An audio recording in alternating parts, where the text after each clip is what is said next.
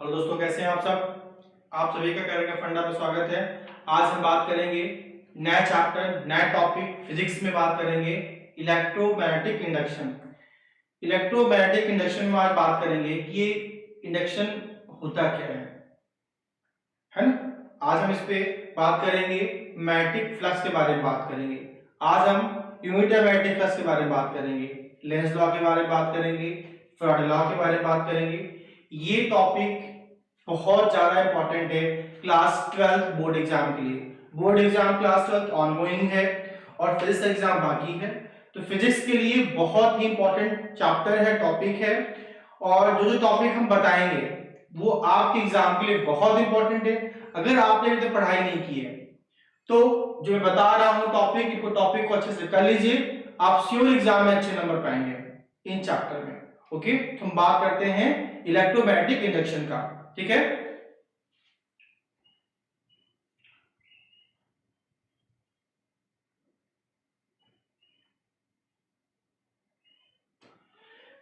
Electromagnetic induction what is, पहला question दिमाग में आना चाहिए, व्हाट इज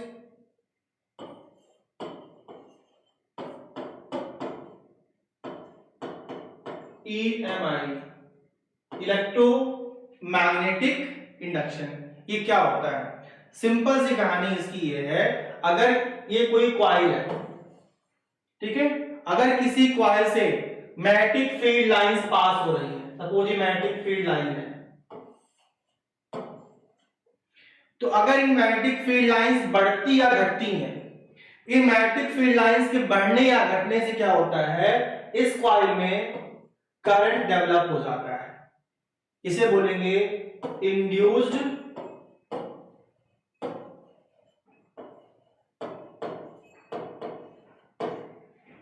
इसे बोलेंगे लोग इंड्यूस्ड करंट, या बोलेंगे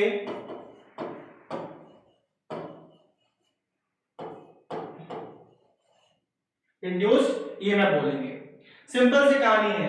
इलेक्ट्रोमैग्नेटिक इंडक्शन को आप एक लाइन में क्या समझेंगे, किसी भी कॉइल में करंट का पैदा होना, डेवलप होना, ठीक है ना, पोटेंशियल डिफरेंस का डेवलप हो जाना। कब? जब उसमें पास होने वाली मैग्नेटिक फील्ड लाइंस में चेंज हो रहा। अगर मैग्नेटिक फील्ड लाइंस कांस्टेंट है तो इस कॉइल में करंट इंड्यूस्ड नहीं होगा, पैदा नहीं होगा। अगर मैग्नेटिक फील्ड लाइंस बढ़ रही हैं तो भी मैग्नेटिक फील्ड लाइंस डेवलप होंगी, घट रही हैं तो भी इलेक्ट्रिक करंट डेवलप होगा, करंट इंड्यूस्ड होगा। मैग्नेटिक फील्ड लाइंस बढ़ रही हैं तो भी करंट इंड्यूस्ड होगा, करंट डेवलप होगा। मैग्नेटिक फील्ड लाइंस कम हो रही है तो भी करंट डेवलप होगा। ये होता है हमारा इलेक्ट्रोमैग्नेटिक इंडक्शन। ठीक है ना। आगे बात करेंगे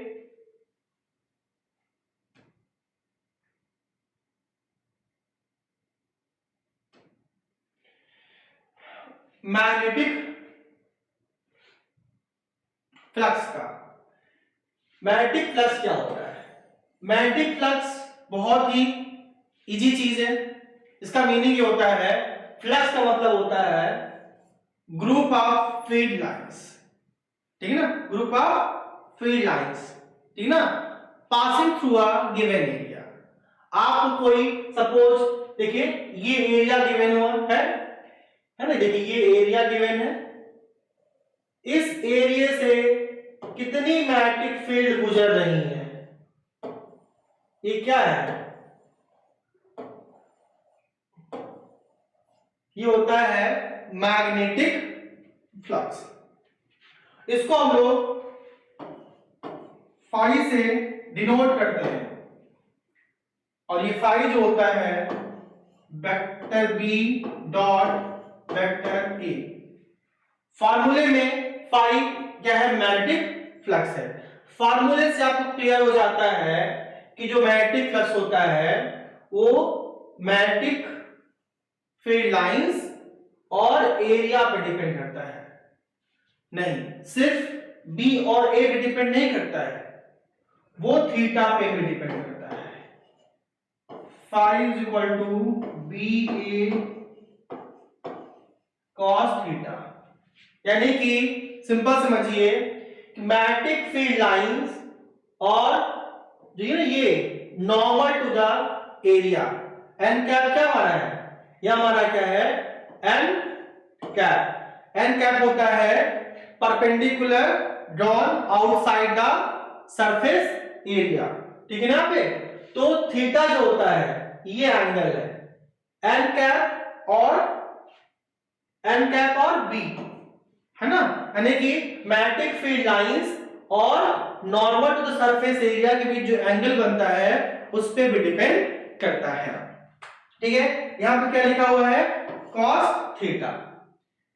अगर यहां पे theta is equal to 0 degree है, अगर यहाँ पे theta is equal to 0 degree है यहां पर, तो यहां पे क्या हो जाएगा आपका थीटा इज इक्वल टू यहां पे अगर 0 आपका है तो यहां पे आपका cos 0 1 होता है। क्या होता है यहाँ पे cos 0 1 होगा, तब आपका फ्लक्स जो होगा वो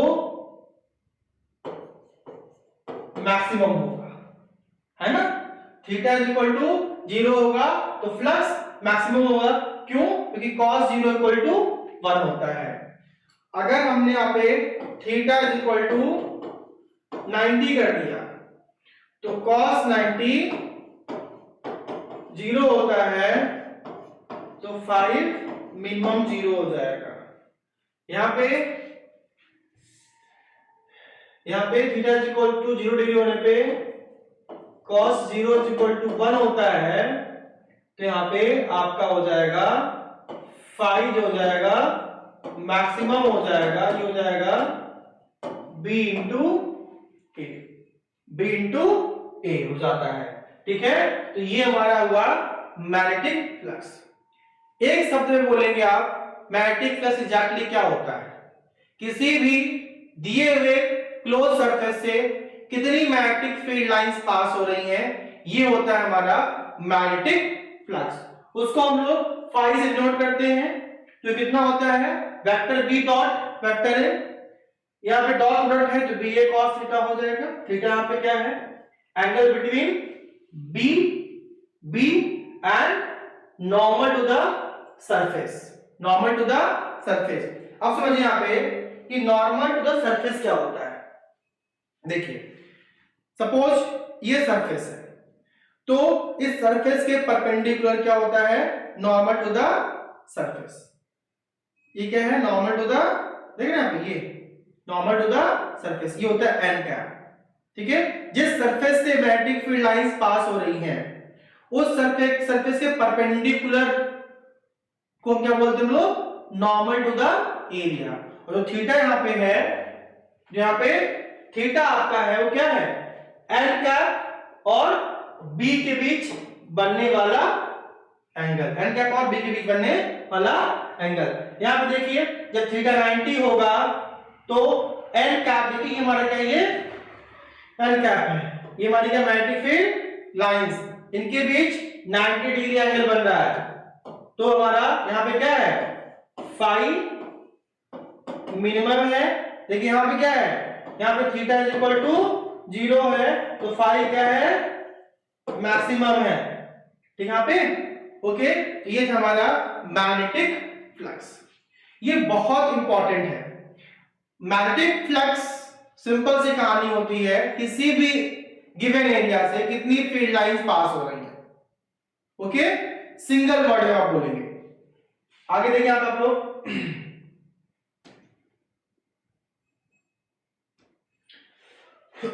बात आती है units of magnetic flux, units of magnetic flux, ठीक है ना।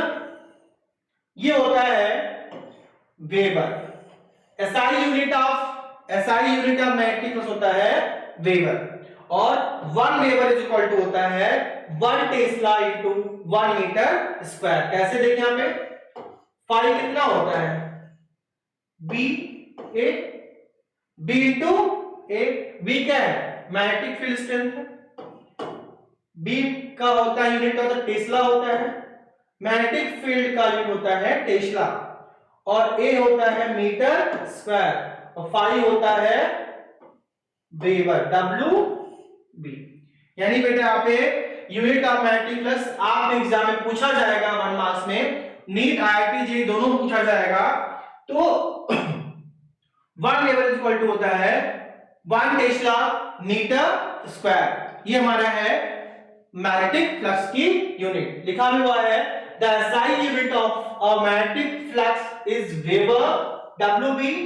1 weber is the amount of magnetic flux over an area of 1 meter square held normal to a uniform magnetic field of 1 tesla। यानी बेटा आपने क्या चाहिए यहाँ पे थीटा इज इक्वल टू आपने क्या रखा यहाँ पे 90 सॉरी हाँ तो थीटा इक्वल टू आपने यहाँ पे रखा थीटा इक्वल टू 0, ठीक है ना। ये होता है 1 weber equal to 1 tesla into 1 metre square. और SI unit of magnetic field होती है, सॉरी मैग्नेटिक फ्लक्स होता है वेबर, डब्ल्यूबी। ओके हम आगे बढ़े।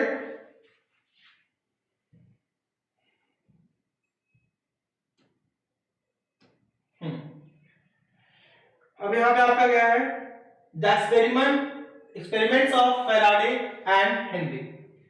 फैराडे भाई साहब ने, जिसके में बात पहले ही कर चुकी है, मैग्नेटिक फील्ड इलेक्ट्रोमैग्नेटिक इंडक्शन।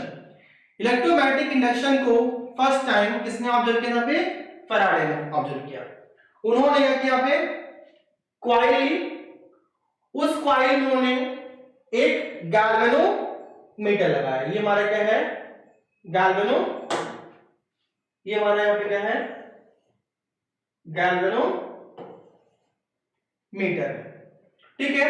ये हमारी क्या है कॉइल है। ये हमारा क्या है आपका एक बार मैग्नेट। इस बार मैग्नेट से क्या हो रहा है, नॉर्थ पोल इधर है और साउथ पोल इधर है। ये हमारा नॉर्थ पोल है, ये हमारा साउथ पोल है, ठीक है। मैग्नेटिक फील्ड लाइंस क्या होती हैं आउटसाइड, नॉर्थ टू साउथ जाती हैं। तो ये मैग्नेटिक फील्ड लाइंस अभी फिलहाल हम मानते हैं कि ये बार मैग्नेट नहीं है। बार मैग्नेट अभी फिलहाल हम मानते नहीं है, लेकिन आफ्टर जब बार मैग्नेट नहीं है हम क्या देखेंगे, यहां पे गैल्वेनोमीटर में कोई डिफ्लेक्शन दिखाई नहीं दे रहा है। लेकिन ये बहुत दूर, सपोज यहां पर है, सपोज अभी यहां पर है, यहां पे, ठीक है। जैसे जैसे हम इसको इस कॉइल के नजदीक ले जाएंगे हमें क्या दिखाई देगा कि गैल्वेनोमीटर में लगातार डिफ्लेक्शन मिलना शुरू हो गया। यहां पर आकर रुक गए, फिर से डिफ्लेक्शन मिलना 0 हो गया, फिर आगे बढ़ रहे हैं डिफ्लेक्शन मिल रहा है, और बढ़ा मिल रहा है डिफ्लेक्शन, और बढ़ा आगे डिफ्लेक्शन मिल रहा है।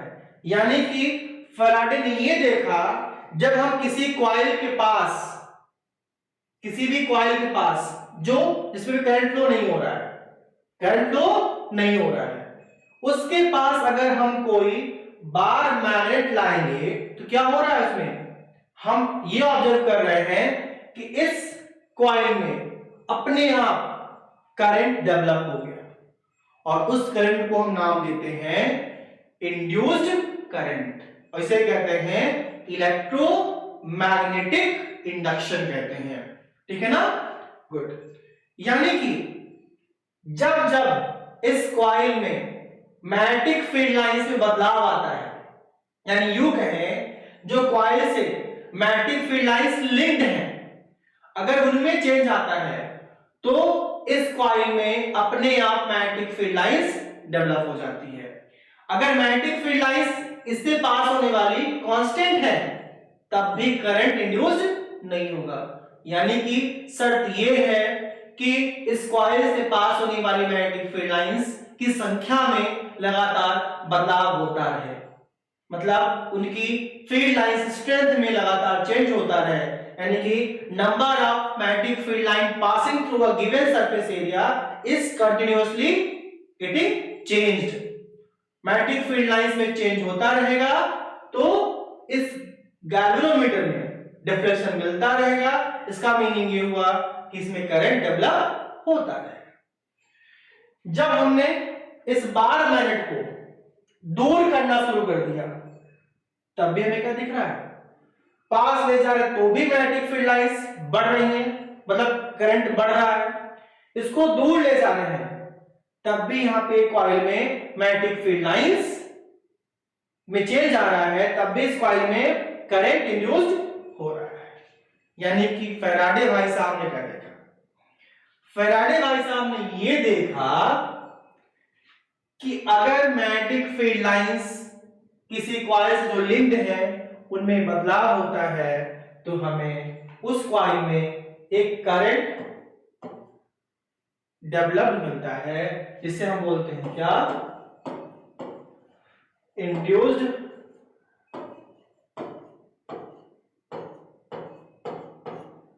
करंट, या फिर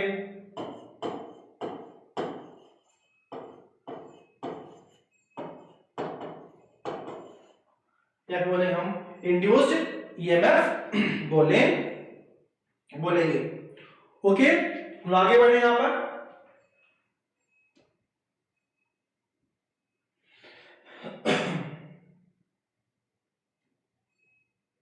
तो देखो सेम लिखा हुआ है कि द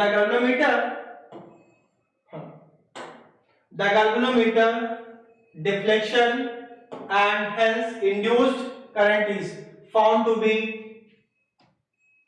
the galvanometer deflection है ना, is found to be larger when magnet is pushed towards or pulled away from the coil faster। जितना फास्ट कॉइल को मूव कराएंगे उतना ज्यादा हमें करंट मिलता चला जाएगा। ये फैराडे ने अपने एक्सपेरिमेंट में देखा है। रिलेटिव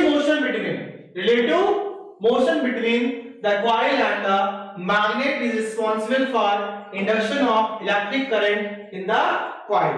यानी यहां पे देखिए, आप ये हमारी सपोज कॉइल है, ठीक है ना, ये हमारा बार मैग्नेट है।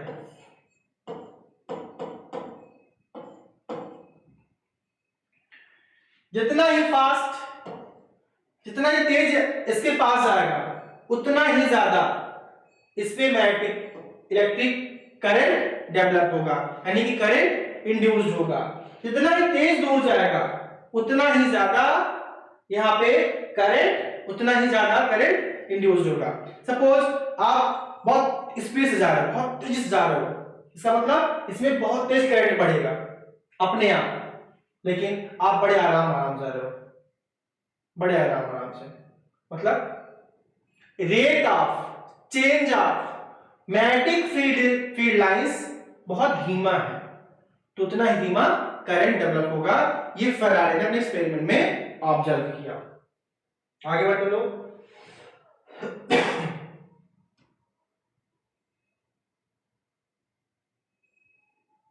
तो आपने क्या समझा? कॉज ऑफ इंड्यूस्ड ईएमएफ क्या हो रहा है? जो फैराडे ने ऑब्जर्व किया, जो ईएमएफ इंड्यूस्ड हो रहा है तो क्यों हो रहा है? सिंपल सी यही बात है भैया कि जो इंड्यूस्ड ईएमएफ हो रहा है, जो करंट इंड्यूस्ड हो रहा है कॉइल में, वो सिर्फ और सिर्फ मैग्नेटिक फील्ड लाइन में चेंज होने के कारण हो रहा है ऐसा, ठीक है ना। हम लोग आगे बढ़ते हैं, ठीक है। यहां देखो लिखा भी हुआ है ना, from the foregoing experiments we find that an EMF is induced in a coil where amount of magnetic flux linked with the coil changes with the time। Okay, यानी कि समय के साथ, सिंपल सी कहानी है, जो coil magnetic field lines pass हो रही है, अगर उनमें समय से बदलाव होता है तो करंट इंड्यूस्ड होगा। आगे बढ़ते हैं लोग।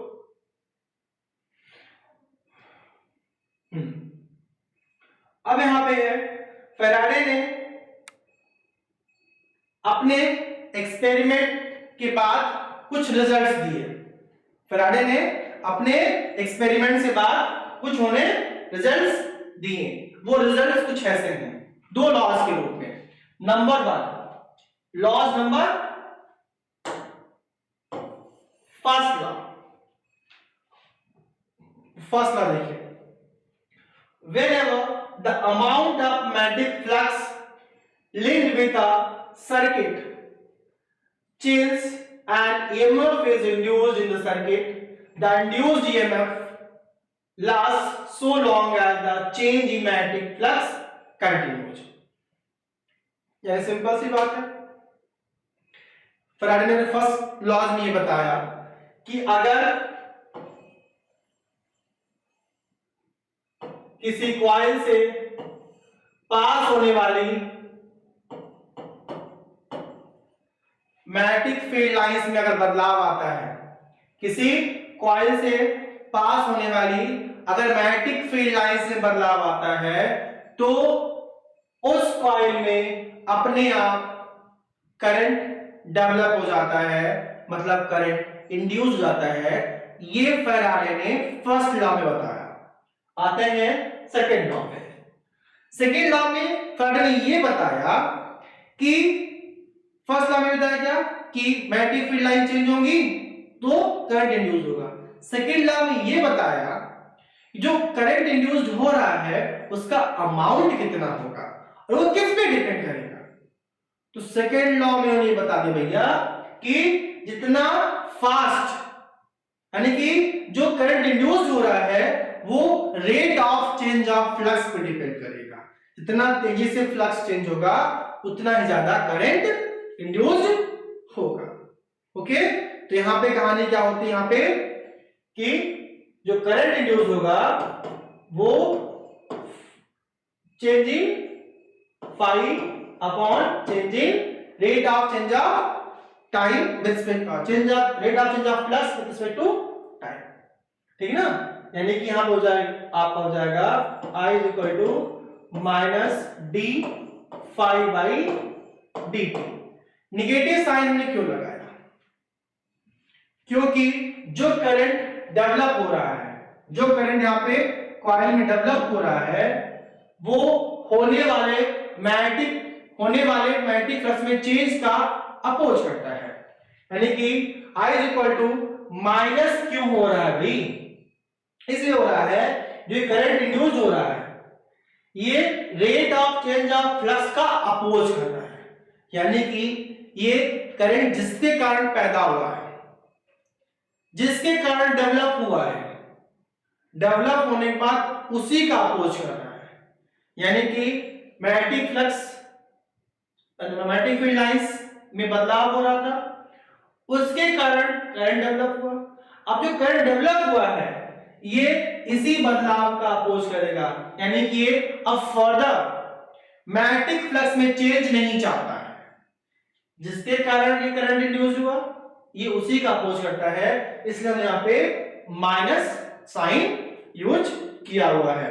ठीक है ना, हम आगे बढ़ते हैं। लिखा हुआ है the magnitude of EMF induced in a circuit is directly proportional to the rate of change of magnetic flux link with the circuit. Simple सी बात है, जो करंट इंड्यूस्ड होगा वो rate of change of flux पे depend करता है। ठीक है,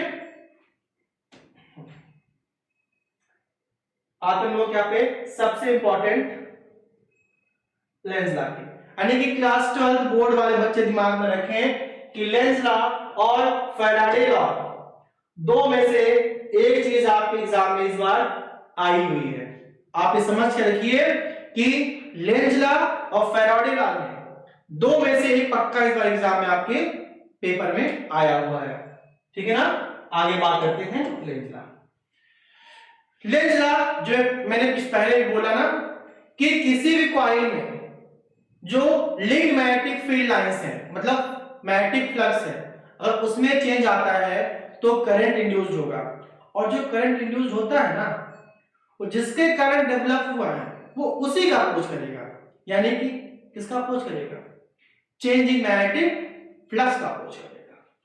सपोज एक कॉइल है, ठीक है, इससे मैग्नेटिक फील्ड लाइन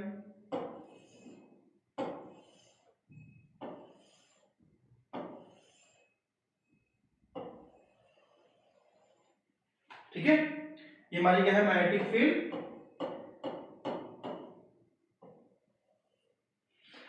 अब सपोज स्टार्टिंग मान लिया हमने यहाँ पे 5 मैग्नेटिक फील्ड लाइंस थी। अब 5 से कितना हो गया, हमने 50 कर दिया।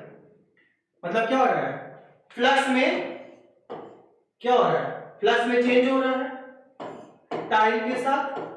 तो क्या मिलेगा हमें करंट मिलेगा, आई मिलेगा, यानी कि समझिए I equal to minus D phi by.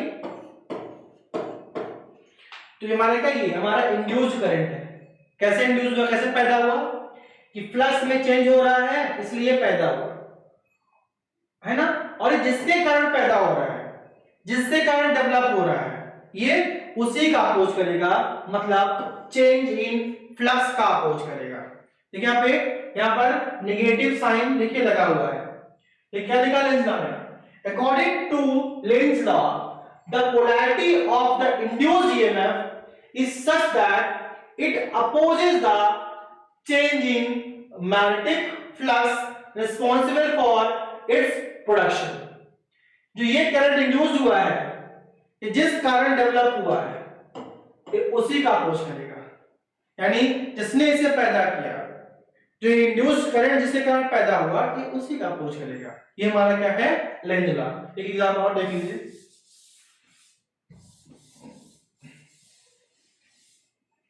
देखिए यहाँ पे सपोज ये हमारा कोई कॉइल है,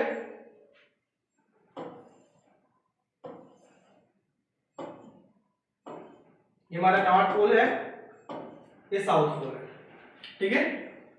अब ये बहुत दूर है कॉइल से, अभी ये मान लीजिए नहीं है, इस कॉइल में कोई करंट नहीं मिलेगा, है ना, कोई करंट इसमें नहीं है। लेकिन जैसे आप इसके पास ले जाएंगे, इसे इस कॉइल के पास ले जाना शुरू करेंगे, तो क्या होगा, आपको ये दिखाई देगा कि इसमें करंट डेवलप होना शुरू हो जाएगा। लेकिन जो करंट डेवलप होगा, कि क्लॉकवाइज होगा कि एंटी क्लॉकवाइज, ये किस पे डिपेंड करेगा। तो ये लेंज लॉ ने क्या बताया, जो करंट डेवलप होगा वो ऐसी पोलैरिटी बनाएगा जो इसके पास आने का अपोज करेगा। क्यों अपोज करेगा, जब ये पास आ रहा है, मैग्नेटिक फील्ड लाइन बदलाव आ रहा है, मैग्नेटिक फील्ड लाइन बदलाव आ रहा है मतलब करंट डेवलप होगा। अब वो करंट किसका अपोज करेगा, बदलाव होने का, मतलब इसके पास आने का।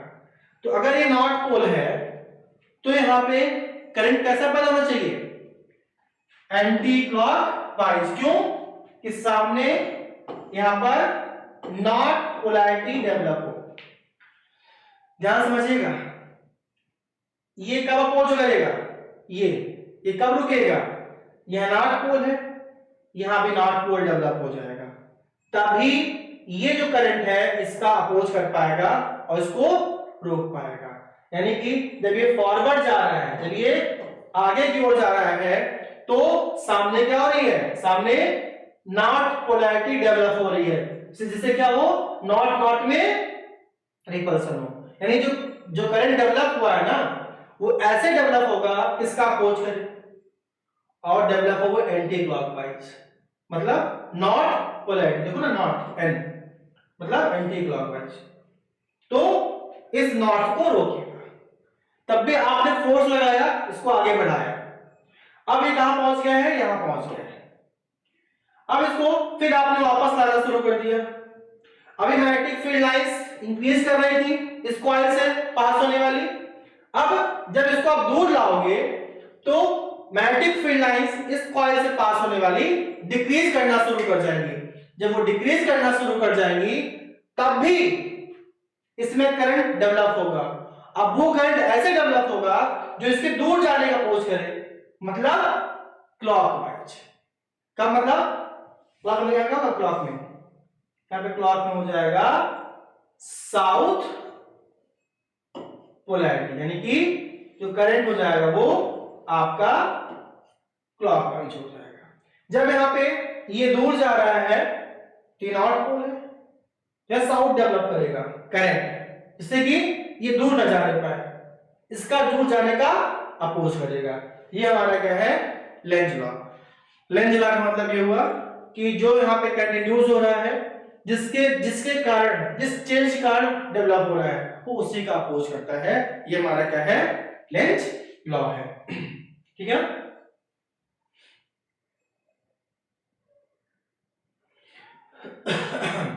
Fleming right hand rule.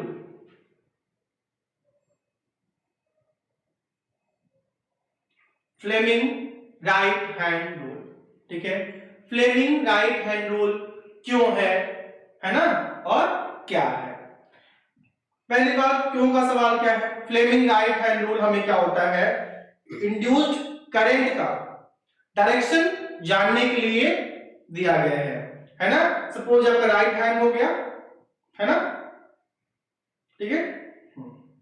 देखिए अब सपोज ये आपका देखा दिया ना यहाँ पे, देखिए यहाँ पे, देखिए यहाँ पे ये आपका थंब हो गया,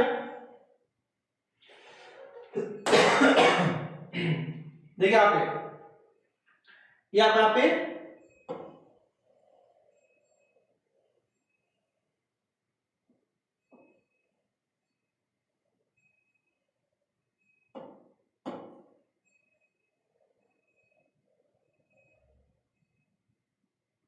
ठीक है ना, यहाँ पे आपका राइट हैंड हो गया, ठीक है।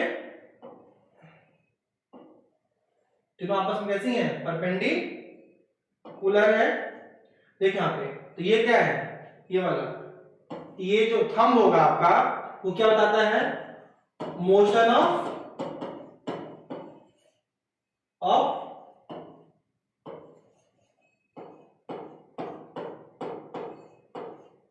Motion of conductor. ये क्या हमारा बताता है,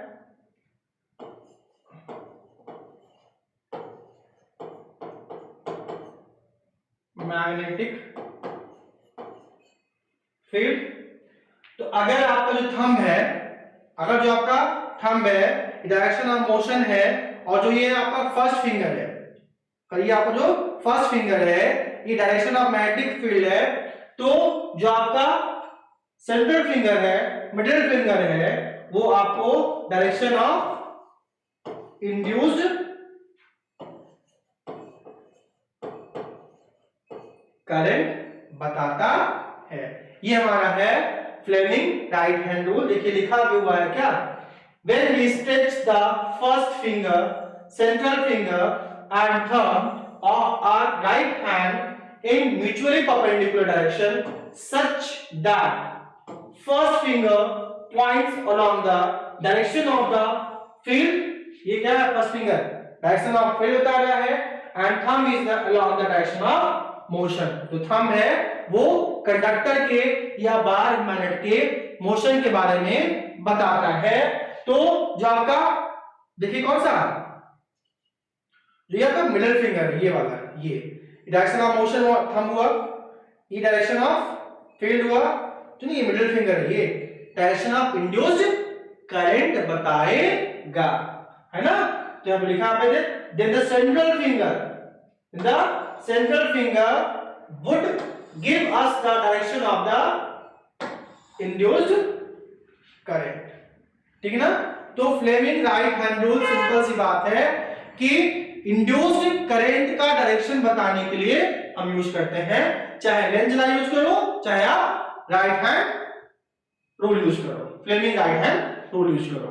ओके, ये आपका इतना है फ्लेमिंग राइट हैंड रूल, ठीक है। आगे बढ़ते हो,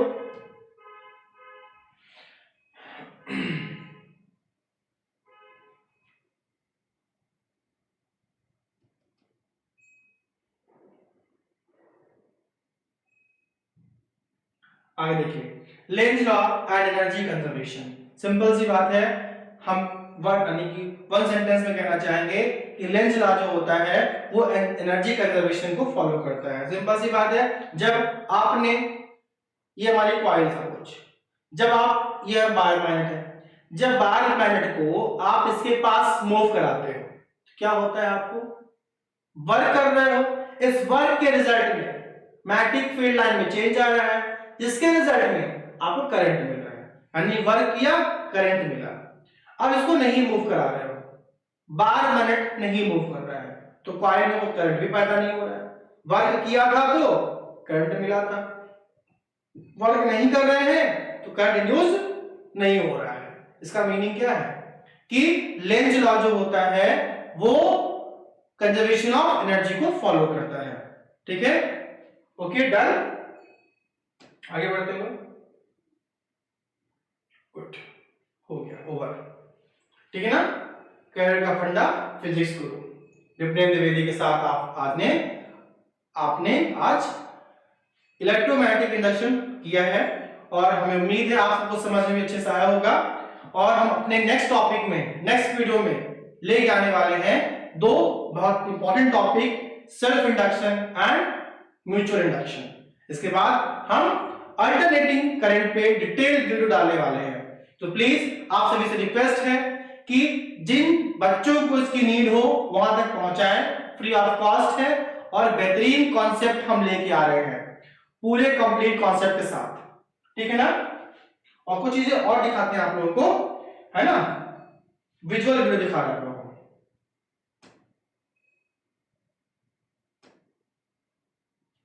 ठीक है,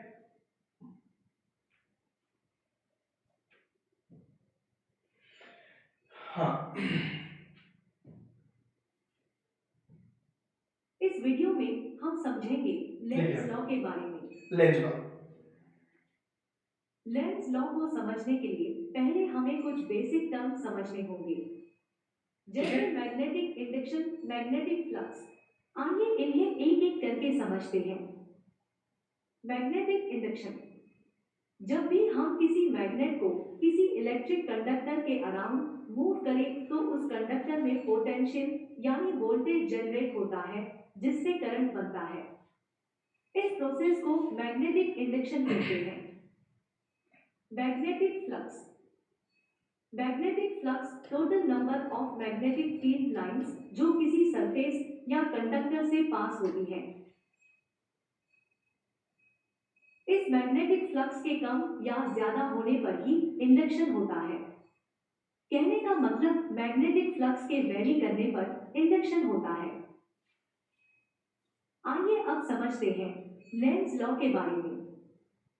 लेंज लॉ के अकॉर्डिंग जब किसी परमानेंट मैग्नेट या इलेक्ट्रोमैग्नेट को किसी कंडक्टर या मेटालिक कॉइल के अराउंड मूव करे तो उसके, देखिए यहाँ पे लेंज लॉ में क्या हो रहा है, यहाँ पे जब ये बार मैग्नेट इसके नजदीक जा रहा है तो क्या हो रहा है, यहाँ पे हमें यहाँ पे इलेक्ट्रिक करंट डेवलप होता दिखाई दे रहा है, यहाँ पे डिफ्लेक्शन दिखाई दे रहा है। इसका मीनिंग क्या हुआ कि लेंज लॉ क्या कहता है, जब नॉर्थ पोल नजदीक जा रहा है तो यहाँ पे नॉर्थ पोल डेवलप हो रहा है, और जब नॉर्थ पोल दूर जा रहा है तो यहाँ पे साउथ पोल डेवलप हो रहा है। देखिए साउथ नजदीक गया, यहाँ पे आपका साउथ डेवलप हो रहा है, साउथ दूर गया, यहाँ पे नॉर्थ डेवलप हो रहा है। यानी जो भी पोल यहाँ पे डेवलप होगा इसका अपोज करेगा, है ना, यानी कि न इसको नजदीक आने देगा न इसको दूर जाने देगा। देखिए लगातार क्या हो रहा है, जब जब हम इसको इसके पास ले जा रहे हैं कॉइल के, हमें क्या हो रहा है, हमें यहाँ पे डिफ्लेक्शन दिखाई दे रहा है। इसका मतलब क्या हुआ कि जब भी मैग्नेटिक फील्ड लाइंस इस कॉइल से लेंथ चेंज होती है क्या होता है, हमें इंड्यूस्ड करंट मिलता है। ठीक है, इंड्यूस्ड करंट मूव करने लगा था।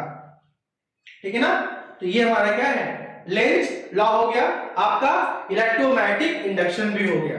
ठीक है ना, और फैराडे लॉ का भी एक्सपेरिमेंट आपका यही है। दिखा ना, जब साउथ नजदीक जा रहा है यहाँ पे साउथ डेवलप हुआ। ठीक है ना, जब साउथ इसके देखिए रिपल्शन है ना, रिपल्शन, ये हमारा लेंज लॉ है, ये हमारा लेंज लॉ है। ठीक है, जब साउथ नजदीक जा रहा था तो यहाँ पे अपने आप जो करंट इंड्यूस हुआ था वो साउथ पोलैरिटी डेवलप किया। यही कहता है क्या, यही हमारा कहता है लेंज लॉ। लेंज लॉ कहता है कि जो इंड्यूस्ड करंट होगा वो ऐसी पोलैरिटी डेवलप करेगा कि इसमें चेंज होने का अपोज करेगा। ठीक है ना, ये हमारा क्या है, आपका एक विजुअल वीडियो है, एनिमेटेड वीडियो है, जो आप लोगों के लिए बहुत ज्यादा यूजफुल है। ठीक है, दिख भी रहा है ना, जब ये दूर जा रहा है, जब ये दूर जा रहा है तो जो इंड्यूस्ड करंट है इसके दूर जाने का अपोज करेगा और उसके यहाँ पे नॉर्थ पोलैरिटी डेवलप करेगा। भाई अब तुम दूर न जाओ। ठीक है, जब नजदीक जा रहा था तो नजदीक आने से रोक रहा था, जब दूर जा रहा है दूर जाने से रोक रहा है। क्यों, क्योंकि यहाँ पे जो इंड्यूस्ड करंट है वो ये चाहता है कि अब और मैग्नेटिक फील्ड लाइंस में चेंज ना हो, है ना, और जब बार मैग्नेट दूर जा रहा था तो मैग्नेटिक फील्ड लाइंस में चेंज लगातार हो रहा था। तो Lenz law states that the direction of the current induced in a conductor by a changing magnetic field is such that the magnetic field created by the induced current opposes the initial changing magnetic field. This is the Lenz law. Okay, everyone got it? Thanks for watching and please subscribe share and like this video, है ना। ये free of cost है और सबके लिए useful है। Please everyone share it. Thanks to everyone.